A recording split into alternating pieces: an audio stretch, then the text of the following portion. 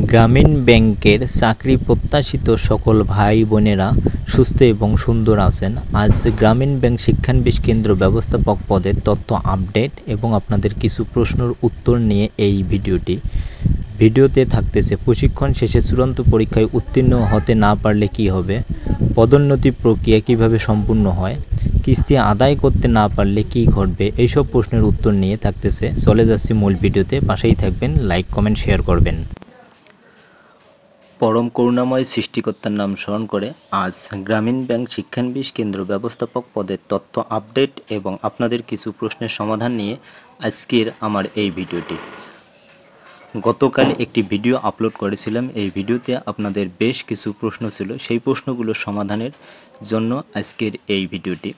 আশা করি যে পরীক্ষার্থীগণ কিংবা ভাইয়েরা বোনেরা আমার প্রশ্নগুলো করেছেন, সেই প্রশ্নগুলোর সমাধান আপনারা দেখবেন।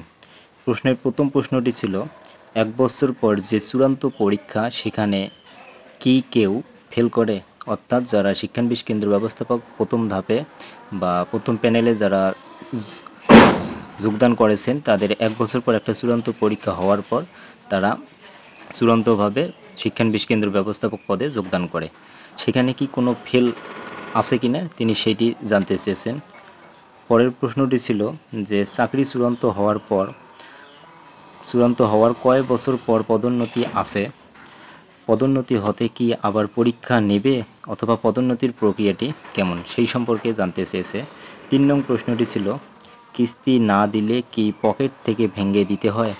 আর 4 নং প্রশ্নটি ছিল যে প্রথম ধাপে 140 জনের মধ্যে যদি 40 জন যোগদান না করে তাহলে কি দ্বিতীয় ধাপে 140 জন ডাকবে, নাকি 140-এর সঙ্গে আরও 40 জন যোগ দেওয়ার পর ডাকবে?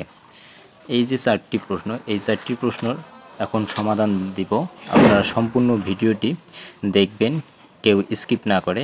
আর যারা এখনও চ্যানেলটি সাবস্ক্রাইব করেনি তারা চ্যানেলটি সাবস্ক্রাইব করে পাশে থাকবেন। যারা ফেসবুক কিংবা টিকটক থেকে দেখতেছেন তারা ফলো দিয়ে পাশে থাকবেন। চলে যাচ্ছি আপনাদের আজকের প্রথম প্রশ্নটিতে। প্রথম প্রশ্নটি ছিল, 1 বছর পর যে চূড়ান্ত পরীক্ষা সেখানে কি কেউ ফেল করে? অর্থাৎ যারা শিক্ষানবিশ কেন্দ্র ব্যবস্থাপক পদে যোগদান করে তারা প্রথম 3 ধাপে তাদেরকে এই নিয়োগ পর্বটা শেষ করা হয়। প্রথম 6 মাস এটি থাকে প্রথম পর্ব, দ্বিতীয় 6 মাস এটি থাকে দ্বিতীয় পর্ব এবং দ্বিতীয় 6 মাস সম্পূর্ণ হওয়ার পর তাদের একটা চূড়ান্ত পরীক্ষা অনুষ্ঠিত হবে। চূড়ান্ত পরীক্ষায় যারা উত্তীর্ণ হয় তারা শিক্ষানবিশ কেন্দ্র ব্যবস্থাপক পদে নিযুক্ত হয় এবং তখন থেকেই তিনি তার আসল বেতন কাঠামো অনুযায়ী বেতন স্কেল পেয়ে থাকেন। এখন এই যে এখানে যে 3টি ধাপে অর্থাৎ 2টি ধাপ বললাম, এই 2টি ধাপে যদি কেউ উত্তীর্ণ হতে না পারে সেক্ষেত্রে তাদের আবার 4 মাসের একটি ধাপ হয়। অর্থাৎ আমি বলতে চাচ্ছি যে প্রথম 6 মাসের মধ্যে আপনাদের যখন যোগদান হওয়ার পর আপনার যে কোনো একটি শাখায় 2 মাসের জন্য হাতেই কলমে প্রশিক্ষণ দেওয়ার জন্য তারা সেখানে আপনাদের প্রশিক্ষণ দেওয়া হবে হাতেই কলমে সরাসরি। 2 মাস সম্পূর্ণ হওয়ার পর, প্রথম 6 মাসের কথা কিন্তু বলতেছি, 2 মাস সম্পূর্ণ হওয়ার পর আবার তারা আপনাদেরকে হেড অফিসে ডাকবে। হেড অফিস থেকে আপনাদেরকে আবার যে কোনো একটি শাখায় 4 মাসের জন্য সরাসরি একটা পদে আপনাকে নিয়োগ দেওয়ার পর সরাসরি আপনাদের হাতে কলমে শিক্ষা এবং আনুষ্ঠানিকভাবে সেখানে আপনারা 4 মাস শিখতে পারবেন, জানতে পারবেন। এইভাবেই প্রথম ধাপটি সম্পূর্ণ হয় বা প্রথম পর্বটি সম্পূর্ণ হয়। হওয়ার পর যারা প্রথম পর্বে আশানুরূপ ভালো কিছু করতে পারে তাদেরকে দ্বিতীয় ধাপের জন্য উন্নীত করা হয়। দ্বিতীয় ধাপে উন্নীত করার পর আবারও আপনার হেড অফিস কর্তৃক যে কোনো একটি জোনের শাখা অফিসে আপনার নিয়োগ প্রদান করা হবে। সরাসরি সেখানে আপনারা হাতে কলমে শিখতে পারবেন, অন্যান্য অফিসারদের বা সহকর্মীদের সাহায্য সহযোগিতা নিয়ে তুলনামূলকভাবে কাজ করে এগিয়ে যেতে পারবেন। এরপর দ্বিতীয় ধাপ 6 মাস সম্পূর্ণ হওয়ার পর আপনাদেরকে একটা চূড়ান্ত পরীক্ষা উন্নীত করা হবে, অর্থাৎ স্থায়ীভাবে নিয়োগ করার জন্য চূড়ান্ত পরীক্ষায় উন্নীত হতে হয়। এই চূড়ান্ত পরীক্ষায় যারা উন্নীত হতে পারবে তাদের নিয়োগ স্থায়ী বলে ধরে নেওয়া হয়। সেখান থেকে শিক্ষানবিশ কেন্দ্র ব্যবস্থাপক পদের তাদের আসল কাজ শুরু হয়ে যাবে। এখন প্রশ্নটা ছিল, সেখানে কি কেউ ফেল করে? আপনাদের 1 বছর প্রশিক্ষণ হওয়ার পর কিন্তু চূড়ান্ত পরীক্ষাটি অনুষ্ঠিত হবে। আমরা সকলেই শিক্ষিত কিংবা সকলেই একটু হলেও জানি, 1 বছর যদি আমরা হাতে কলমে মাঠ পর্যায়ে কাজ করে আমরা সব কিছু শিখে নেই হাতে কলমে, তাহলে সেখানে ফেল কেউ করবেন বলে আশা করি না। সকলেই উন্নীত হয়। আর ফেল করার সংখ্যা গ্রামীণ ব্যাংকের যে জোনগুলো আছে সেই জোনের আমি তত্ত্বাবধানের মাধ্যমে বা কিছু তথ্যর জানতে পারার কারণে বলতেছি যে এই রকম সংখ্যা নেই বললেই চলে। যদিও দুই একটি থাকে, সেক্ষেত্রে গ্রামীণ ব্যাংক কর্তৃক অর্থাৎ হেড অফিসের মাধ্যমে আবার 4 মাসের জন্য তাদের আরেকটি প্রশিক্ষণ হবে। যারা 1 বছরও সম্পূর্ণ করতে পারে না, এইরকম যদি কোনো ব্যক্তি থেকে থাকে, তাদের আবারও 4 মাসের জন্য একটি প্রশিক্ষণ দেওয়া হয়।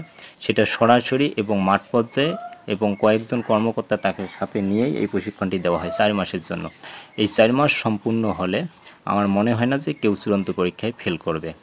তখন সকলেই উন্নীত হয় এবং চূড়ান্ত পরীক্ষায় উন্নীত হতে গেলে আপনাদের সহকর্মীদের একটু সাহায্য সহযোগিতা লাগে।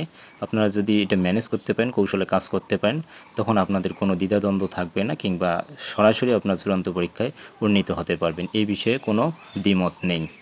আশা করি প্রথম প্রশ্নটির উত্তর পেয়েছেন। দ্বিতীয় প্রশ্নটি ছিল চাকরি চূড়ান্ত হওয়ার পর কত বছর পর বা কয় বছর পর পদোন্নতি আছে। চাকরিতে চূড়ান্ত হওয়ার পর সাধারণত এখানে কমপক্ষে 5 বছরের আগে আপনাদের কোনো পদোন্নতি ঘটবে না। 5 বছর পর পদোন্নতি ঘটবে, সেটা অবশ্যই আপনাদের কাজের গতির উপর, আপনারা কিভাবে অফিস মেনটেন করতেছেন তার উপর, আপনাদের সময়ের উপর, আপনাদের কলাকৌশলের উপর, আপনারা কিভাবে কাজে অ্যাক্টিভিটি দেখান বা অ্যাক্টিভ থাকেন, অফিস কখন আসেন কখন যান, অতিরিক্ত হিসেবে কি কাজ করেন, আপনি কোনো অর্থাৎ ম্যানেজারের মানে মন ক্ষুণ্ণ করলেন নাকি তার মনটা জয় করতে পারলেন, বিভিন্ন বিষয়ের উপর ভিত্তি করে আপনাদের পদোন্নতি আছে। এখন পদোন্নতি হতে গেলে অবশ্যই আপনাকে কৌশলী হয়ে কাজ করতে হবে এবং দ্রুত যাতে আপনারা পদোন্নতি ঘটে সেভাবে আপনাদের সঠিকভাবে সঠিক নিয়মে সৎ পথে থেকে কাজ করতে হবে, তবে পদোন্নতি দ্রুত পেতে পারেন। তবে এর কোনো নির্দিষ্ট সময় নেই, তবে কমপক্ষে 5 বছর। এখন পদোন্নতি হলে কি আবার আপনাকে পরীক্ষা দিতে হবে নাকি পদোন্নতি প্রক্রিয়াটি কী রকম? পদোন্নতি ঘটতে গেলে আপনাদের পরীক্ষার প্রয়োজন সাধারণত পড়ে না, তবে যে ক্ষেত্রে যাচাই বাছাই করতে কর্তৃপক্ষের অনেকটা হিমশিমের প্রয়োজন হয়, তারা হিমশিম খায়, অর্থাৎ কাকে পদোন্নতি দিবে কাকে দিবে না। এক্ষেত্রে যদি প্রার্থীর সংখ্যা বেশি হয় তখন তারা কয়েকটি শাখা মিলে সেই পদোন্নতির ব্যবস্থার পরীক্ষা করে, কয়েকটি শাখায় তারা ভাগ করার পর দেখা গেল এক শাখায় আছে 2 জন, অন্য শাখায় আছে 5 জন, অন্য শাখায় 3 জন, এইভাবে কয়েকটি শাখা তারা নির্বাচিত করার পর পদোন্নতি যারা ভালো ফলাফল করে তাদের পদোন্নতি দিয়ে দেয়, যারা তুলনামূলক একটু কম আশানুরূপ কম একটু ফলাফল করে তাদের একটু পরবর্তীতে আবার সুযোগ দেওয়া হয়। তবে পদোন্নতি প্রক্রিয়াটি যখন পরিসংখ্যানে বেশি থাকে তখন এই পরীক্ষার ব্যবস্থা তারা করে কয়েকটি শাখা নিয়ে। আর যদি এই রকম না থাকে তাহলে সরাসরি তারা পদোন্নতি দিয়ে থাকে। এভাবেই পদোন্নতি প্রক্রিয়াটি হয়। তবে পদোন্নতি প্রক্রিয়াটি সম্পূর্ণ হওয়ার ক্ষেত্রে অবশ্যই আপনাদের অভিজ্ঞতা এবং কাজের কলাকৌশল, কাজের ধরন, সৎ পথে থাকার প্রচেষ্টা, কিভাবে কাজ করতেছেন, এবং আপনাকে অবশ্যই গ্র্যাজুয়েট কমপ্লিট করতে হবে। গ্র্যাজুয়েট কমপ্লিট যাদের আছে তাদের পদোন্নতি পাওয়ার প্রক্রিয়াটি অনেক সহজ হয়। আশা করি 2 নম্বর প্রশ্নটির উত্তরও আপনারা পেয়েছেন। এবার আসতেছি তৃতীয় প্রশ্নে। তৃতীয় প্রশ্নটি ছিল কিস্তি না দিলে কি পকেট থেকে ভেঙে দিতে হয়। একটি গুরুত্বপূর্ণ প্রশ্ন করেছেন। গ্রামীণ ব্যাংক কিস্তি উত্তোলন করার ক্ষেত্রে বাংলাদেশের মধ্যে বলা চলে যে অন্যতম একটি প্রতিষ্ঠান। গ্রামীণ ব্যাংক থেকে কিস্তি তোলার হার শতকরা 90%-এর উপরে, 90% সামথিং, আমি সঠিক বলতে পারতেছি না, 90%-এর উপরে তবে কিস্তি তোলার হার এটি। তাহলে সবচেয়ে বাংলাদেশে যে এনজিওগুলো আছে এনজিওগুলোর মধ্যে আপনারা ধরতেই পারেন যে গ্রামীণ ব্যাংক থেকে কিস্তি আদায়ের হার তুলনামূলকভাবে বেশি, বা এই গ্রামীণ ব্যাংকের কিস্তি না দেয় এই রকম সংখ্যা খুবই কম। সেক্ষেত্রে আপনাদের কিস্তি আদায়ের ক্ষেত্রে যে পকেট থেকে ভেঙে দিতে হয় এমনটা না, অন্যান্য এনজিওর মতো গ্রামীণ ব্যাংক না। অন্যান্য এনজিওতে হয়তো পকেট থেকে দিতে হয়, তবে গ্রামীণ ব্যাংকের ক্ষেত্রে আপনাদের উপর প্রথম অবস্থায় কিস্তি তোলার জন্য কর্তৃপক্ষ চাপ প্রয়োগ করবে, আপনার দ্বারাই তুলে নেওয়ার চেষ্টা করবে। শেষ পর্যন্ত আপনারা যখন ব্যর্থ হবেন তখন ম্যানেজার থেকে শুরু করে ঊর্ধ্বতন কর্মকর্তা আপনাকে অনেক সাহায্য সহযোগিতা করবে কিভাবে টাকাটা উত্তোলন করা যায়। সেই ক্ষেত্রে আপনারা অনেক সাহায্য সহযোগিতা পাবেন এবং কিস্তি উত্তোলনের ক্ষেত্রে প্রথম অবস্থায় আপনাকে চাপ প্রয়োগ করবে এবং এই চাপ অনুযায়ী যদি উপস্থিত আপনার পকেট থেকে দিতেও হয় তবে সেটা তারা আপনার চাপ প্রয়োগের ক্ষেত্রে ওটা নেয়, তবে পরবর্তীতে কোনো এক সময় আপনাকে ফেরত দেবে।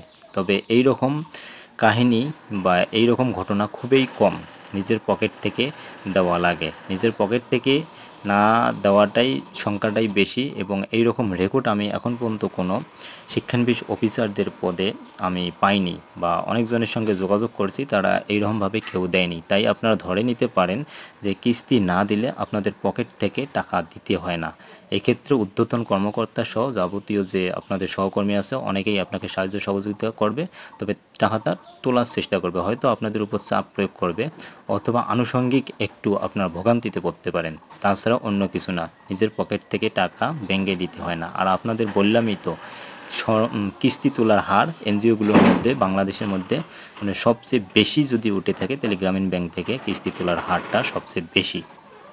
আশা করি তৃতীয় প্রশ্নটি বুঝতে পেরেছেন। এবার 4 নং প্রশ্নে চলে যাচ্ছি।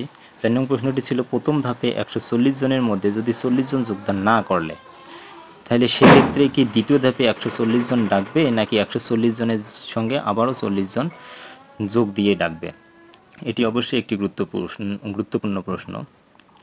আমি গত ভিডিওগুলোতে বলেছিলাম যে সব জোন থেকে কমপক্ষে 140 জন, এটা গড় হিসাব ধরে নিয়েছিলাম যে 140 জন ডাক দিয়েছে। এখন 140 জনের মধ্যে ধরেন যে 20 জন জয়েন করলো, কিংবা 100, তাহলে 20 জন যদি জয়েন করলো, আবার যখন প্রশিক্ষণ শুরু হয়ে গেল কেউ চাপে বা অন্যান্য কারণে হয়তো আরও 20 জন ছেড়ে দিতে পারে। এটা আমি একটা গড় হিসাব করে আপনাদেরকে বলেছিলাম। যদি এক্ষেত্রে 40 জন যোগদান না করে থাকে তাহলে 100 জন যোগদান করলো। 100 জন যদি যোগদান করে থাকে, এখন দ্বিতীয় ধাপে যে আপনাদের ডাকবে সেক্ষেত্রে 140 জন ডাকবে, নাকি 140 জনের সঙ্গে 40 জন যোগ দিবে?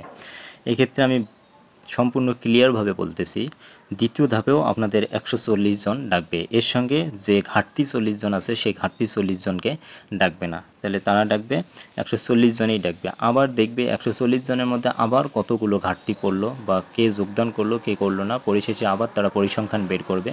বের করার পর তৃতীয় ধাপেও ঠিক একইভাবে 100 গড়, এটা আমি বলতেছি, 140 জনেই ডাকবে। এর বেশি কিন্তু আবার প্রথম ধাপে কিংবা দ্বিতীয় ধাপে যে ঘাটতিগুলো থাকলো তারা ডাকবে না।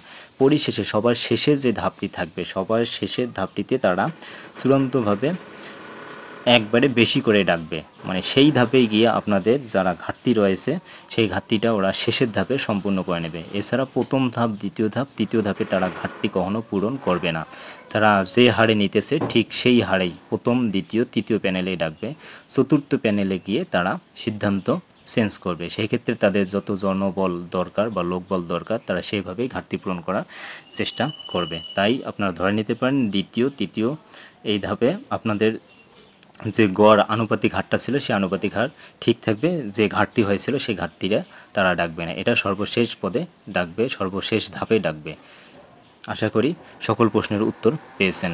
সম্পূর্ণ ভিডিওটি দেখার জন্য আপনাদেরকে অসংখ্য ধন্যবাদ। ভালো থাকবেন, সুস্থ থাকবেন। আবারও যদি কোনো প্রশ্নের উদ্বেগ আপনাদের মনে থেকে থাকে অবশ্যই কমেন্ট সেকশনে জানাবেন, আমি সঠিক উত্তরটি দেওয়ার চেষ্টা করব।